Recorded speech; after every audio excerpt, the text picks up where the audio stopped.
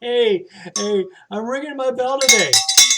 Yep, I brought my bell along. What do you think of when I ring this bell? Does it remind you like going to a ball game or cheering for your sports team and ringing the bell? Or do you think of something different, like maybe the start of school or the start of church when bells ring? Although the church bells are a little bit different than this bell. However, it does remind me of that sometimes. Or ringing of a bell or a buzzer could mean the end of class in school. And that's always a good thing to hear, isn't it? When the bell or the buzzer rings to end the class. Yeah. Did you ever hear of the phrase saved by the bell? Well, the phrase saved by the bell is often used when someone has been saved by the timely intervention of something or someone, or when someone has been rescued from difficulty at the last minute. We could say this: the bell rang just in time.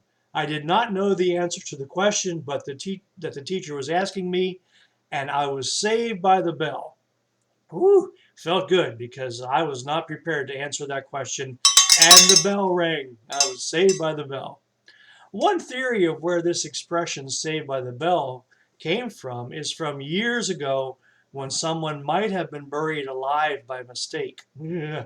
The idea was that if someone were unconscious and mistakenly pronounced dead and buried, they could, if they later revived, ring a bell that was attached to their coffin and be saved. Now, there is some debate about whether this ever happened or not.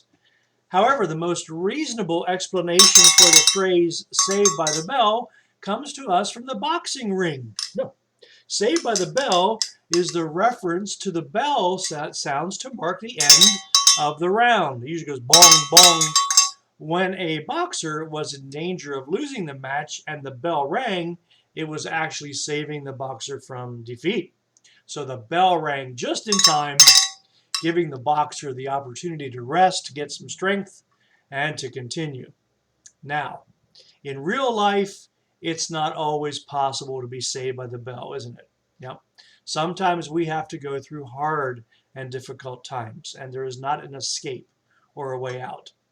Well, how do we handle those hard times or difficulties? Well, we count on each other to help. There are things set in order that will help us through hard times, and many of us trust God for our help. The Bible gives us some good advice on how to handle help and what God is doing for us during those hard times.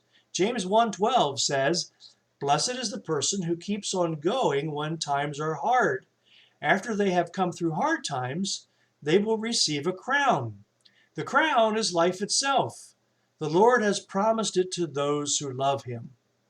Galatians 6:9 says, "Let us not become tired of doing good. At the right time, we will gather a crop if we don't give up." That's about perseverance, right? Philippians 4:13 says, "I can do all of this by the power of Christ. He gives me strength." No matter what we're facing, God can help us. Psalm 18, verses 16 to 19 says, "He reached down from heaven. He took a hold of me. He lifted me up out of deep waters. He saved me from my powerful enemies. He set me free from those who were too strong for me. They opposed me when I was in trouble, but the Lord helped me. He brought me into a wide and safe place. He saved me because he was pleased with me." So, saved by the bell. Well, as we've said, we might not always be saved by the bell, but we do know that God is with us every day. He is able to help us. We need to trust him, to depend on him, and he will show us a clear way, even as we live through days that are hard and difficult. So I hope today that even whenever you hear a bell ring, you think of the ways that God does help us through hard and difficult times. So I wish for you a day that's filled with joy and a day that's filled with peace.